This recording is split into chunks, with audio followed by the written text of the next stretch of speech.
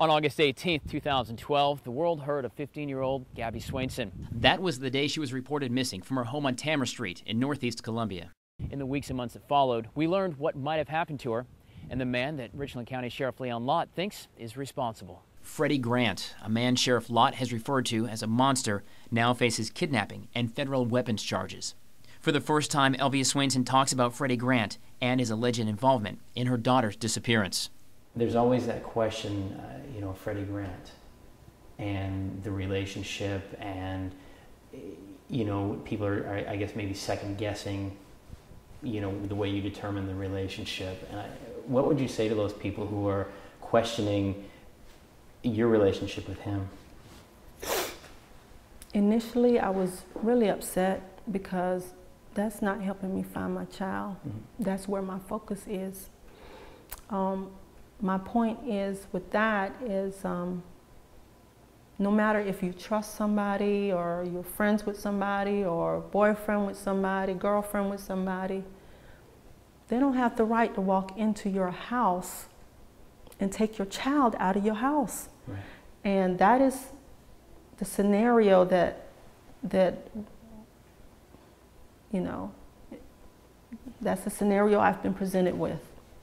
Is what I've been told is what happened. Do you believe it?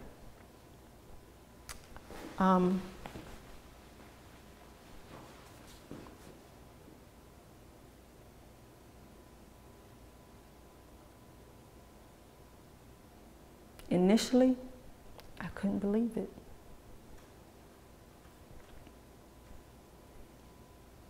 Initially, I couldn't believe it. And now? And now,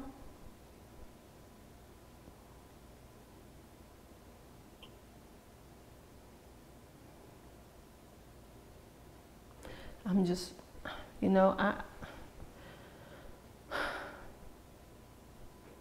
this is what's been presented to me as the evidence.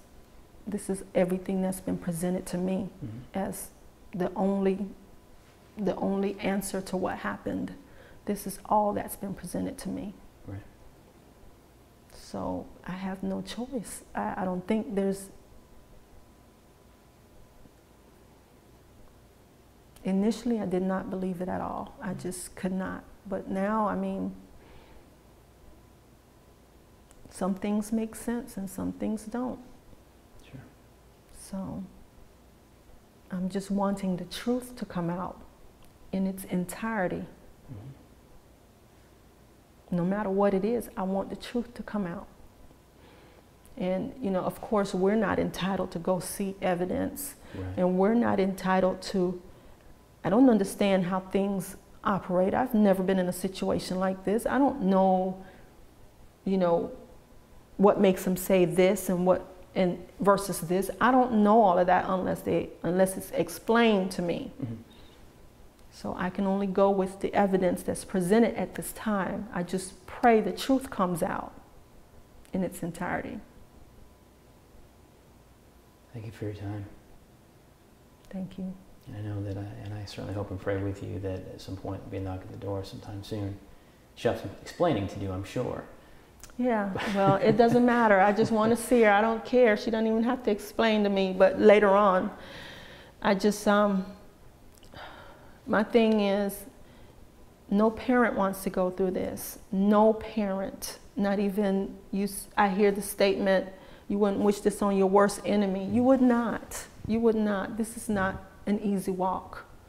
And some days I'm up, some days I'm down, some days mornings has been a little challenging for me, but then I get myself together and I say, we're getting closer, getting closer, she's coming home soon.